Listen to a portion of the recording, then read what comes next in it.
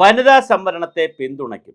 പക്ഷേ മണ്ഡല പുനർനിർണയത്തിൽ delimitation constituency assembly ഡീലിമിറ്റേഷനിൽ വ്യക്തത കൃത്യമായി വേണമെന്നാണ് സർവകക്ഷി യോഗത്തിൽ സ്റ്റാലിൻ പറഞ്ഞിരിക്കുന്നത്. സ്റ്റാലിനും മമതാ ബാനർജിയൊക്കെ പങ്കെടുത്തു. ലോകസഭയിലെയും രാജ്യസഭകളിലെയും അതുപോലെ തന്നെ നിയമസഭകളിലെയും ഒക്കെ 33% വനിതാ സംവരണത്തെ DMK പിന്തുണയ്ക്കും.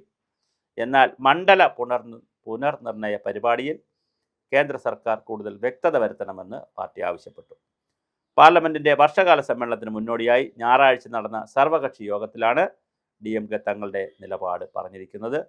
സെൻസസിലും മണ്ഡല പുനർനിർണയത്തിനുമായി കാത്തു നിൽക്കാതെ ലോകസഭയുടെ നിലവിലെ അംഗസംഖ്യയായ 540 വച്ചുകൊണ്ട് അതിൽ 33% എന്ന് പറയുന്ന, അപ്പോൾ 450 ആകുമ്പോൾ 150, പിന്നെ 90 180ഓളം സീറ്റുകൾ വനിതകൾക്ക് കൊടുക്കുന്ന 170 180 സീറ്റുകൾ വനിതകൾക്ക് കൊടുക്കാം എന്ന് ആണ് DMK MP തിരുച്ചി ശിവ ആവശ്യപ്പെട്ടത്. ജനസംഖ്യാ നിയന്ത്രണത്തിൽ മികച്ച മാതൃക കാണിച്ച തമിഴ്നാട് പോലെയുള്ള, കേരളം പോലെയുള്ള ദക്ഷിണേന്ത്യൻ സംസ്ഥാനങ്ങൾക്ക് പുതിയ മണ്ഡല പുനർനിർണയം വലിയ പ്രതിസന്ധിയാകും.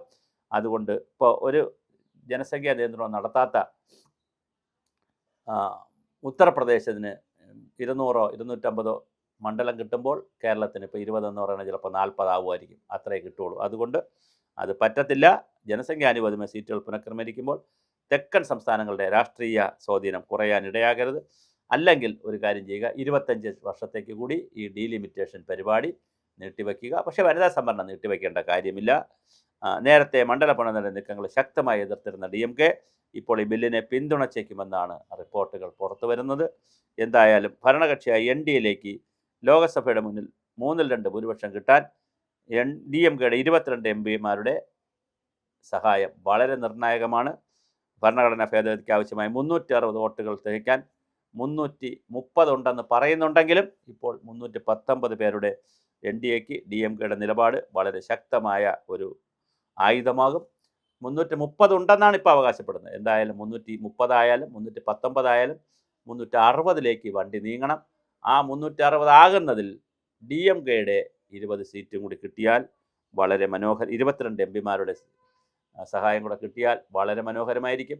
അതുപോലെ തന്നെ തൃണമൂൽ കോൺഗ്രസിലെ 20 MPമാരാണ് ഇന്ത്യൻ പ്രോഗ്രസീവ് പാർട്ടി എന്ന് പറയുന്ന ഒരു പാർട്ടിയിൽ ചേർന്നിട്ട് അവർ വളരെ കൃത്യമായി പ്രത്യേക ബ്ലോക്കായിരുന്ന് BJPക്ക് സപ്പോർട്ട് കൊടുക്കുന്നത്. അപ്പോൾ ഇതൊക്കെ അമിത്ഷാ ചാണക്യതന്ത്രത്തിൽ ജയിച്ചെടുത്തിട്ടുണ്ട്. പക്ഷേ എന്നാലും ഇനി പാർലമെൻറ്റിൻ്റെ സമ്മേളനത്തിൽ ഇത് പാസ്സാകുമോ ഇല്ലയോ, NCP വോട്ട് ചെയ്യുമെന്ന് പറയുന്നു.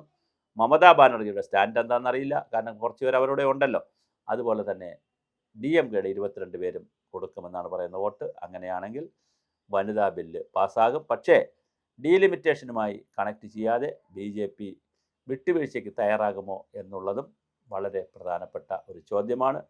എങ്ങനെയാണ് ഇത് വരിക? എന്തായാലും വരുന്ന 2027 അസംബ്ലി തെരഞ്ഞെടുപ്പുകളിലും 2029 പാർലമെൻറ്റ് തെരഞ്ഞെടുപ്പിലും സ്ത്രീകൾക്ക് 33% സംവരണം കിട്ടുമോ എന്നുള്ളതാണ് രാജ്യം ഉറ്റുനോക്കുന്ന വളരെ പ്രധാനപ്പെട്ട ഒരു കാര്യം. അതിൽ DMKയുടെ നിലപാട് അതിനിർണായകവുമാണ്.